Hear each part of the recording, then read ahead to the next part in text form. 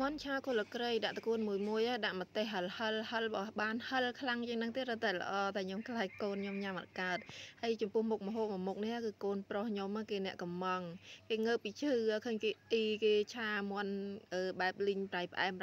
នឹងរត់មកកំងខ្ញុំអាហ្នឹងដែរតែខ្ញុំអត់ធ្វើមន់លីងអំបិលម្ទេសទេខ្ញុំមកធ្វើមន់កុលក្រៃនេះវិញគឺថាហាន់កុលក្រៃ3 4ដងតែយកតែកន្លែងខ្ចីយកពាក់កដាលដើមខ្ទឹមក្រហមនេះ1មើមធំចាកាត់វាជា6ចំណែកហើយខ្ទឹមសនេះក៏រៀងច្រើនដែរខ្ញុំកាត់វាតូចល្មមអាណាធំគឺកាត់ហើយក៏មានខ្លះនេះទុកមកបុកជាមួយនឹងម្ទេសបុកវាឲ្យតែរៀងល្អិតល្មមមកចាំបាច់ម៉ត់ខ្លាំងពេកហើយរៀងនៅដុំខ្លះហើយឆ្ងាញ់ចាតែប៉ុណ្ណឹងមកគឺថាបានហើយចាងាកមកមើលមាន់យើងវិញមាន់នេះនៅសាល់ពីស្ងោរជ្រក់មាន់ថ្ងៃមុនហ្នឹងថ្ងៃមុនធ្វើមកចំហៀងទុកមកចំហៀងហ្នឹងគឺគុំ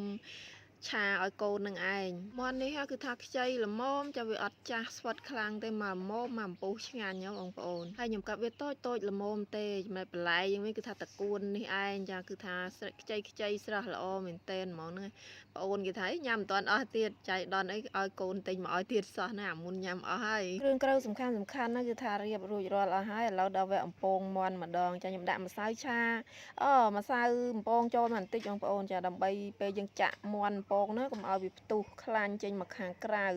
យាយទៅអំពងអស់ហ្នឹងគឺថាបើដាក់អត់ដាក់ម្សៅទេគឺថាដាក់ទៅអំពងខ្ទុះវាខ្ទាតខ្លាញ់ទូចតិចហ្នឹងបងប្អូនអញ្ចឹងវាប្រឡាក់មែនតើហើយចំណែកមាន់នេះដែរគឺថាខ្ញុំអំពងអត់ឲ្យខ្លាំងក្រៀមកពិតអីទេបងប្អូនចាខ្ញុំយកមកសាច់នៅតុនហើយក្រហមតិចហ្នឹងបានហើយចាគឺថាចូលចិត្តហើយពេលយើងដាក់អំពងអញ្ចឹងមាន់ហ្នឹងក៏វាមានក្លិនឈ្ងុយដែរទុកមាន់ម្លាយហើយមកអំពងខ្ទឹមម្ទេសយើងដែលបានបុកមិញហ្នឹងអំពងវាឡើងក្លិនឈ្ងុយរៀងខ្លាំងតិចមកដាក់ស្ករត្នោតចូលចាស្ករត្នោតនេះក៏កូរវារហូតតនេះឡើងវាឡើងអញ្ចឹងហើយឈ្ងុយហើយបានដាក់ទឹកត្រីចូលហើយក៏មានប្រេងខ្យងទឹកម្ទេសប៊ីចេងម្សៅស៊ុបរ៉ូឌីចាហើយចំពោះគ្រឿងផ្សំហ្នឹងគឺយើងលៃលោកតាមចំណង់ចំណូលចិត្តបងប្អូនចាកូរវាមកចតុះឲ្យវាចូលគ្នាបន្តិចសិនកុំឲ្យវាខ្លោចហើយបន្តមកទៀតនេះគឺថាទឹកអំពិលទុំចាយើងដាក់វាយករសជាតិប្រៃជូរម៉មបានហើយរៀងជូរអែមណាឆ្ងាញ់បងប្អូនហើយដាក់ម្ទេសហិលមកបើថាចេះម្ទេសគឺថាដាក់ហិលមកឆ្ងាញ់ហ្មងហើយភ្លក់រសជាតិតាមចំណូលចិត្តមកហើយចាំដាក់សាច់ចូលឆាត្រឡប់ចុះឡើងហើយចំពោះខ្ញុំចូលចិត្តបែបរៀងមានទឹកខាប់តិចអញ្ចឹងហើយខ្ញុំថែមទឹកតិចរហូតណាខ្លាចអត់ឲ្យវាស្ងួតខ្លាំងទេបន្ទាប់មកទៀតនេះគឺថាគល់លក្រៃ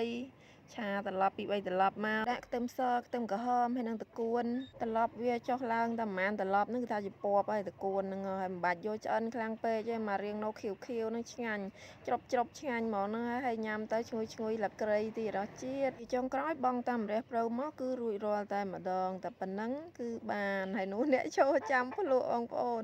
ឃើញអត់នៅជាយនឹងបន្តិចមិញហ្នឹងណា